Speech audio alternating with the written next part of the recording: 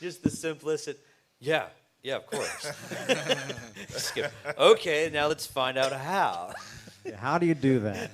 Just kidding. I mean, so I think that the theme to always keep in mind, and I know it's there, but I think sometimes even for myself, we have to remind ourselves, right? Like um, ChatGPT or any of these models are trained on things that humans already did, right?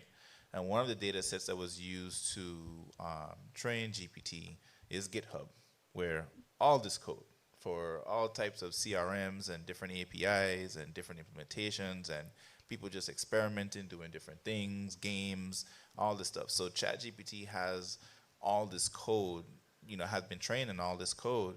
So now when you're looking for, hey, you know what, write me a Rust program that's able to take a that has a custom API for a task. These are the properties I want in the API, and I want you to then write that task now to Asana using their API, so that and then you want to integrate that with Zapier.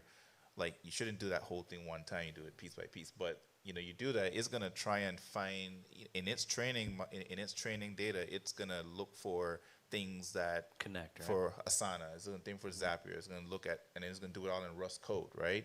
Because it was trained using the Rust book, so it knows the syntax of how Rust and the rules around that, right? You can even, especially with ChatGPT 4, you can then go further and say things like, okay, now write code that's gonna test all the edge cases, right?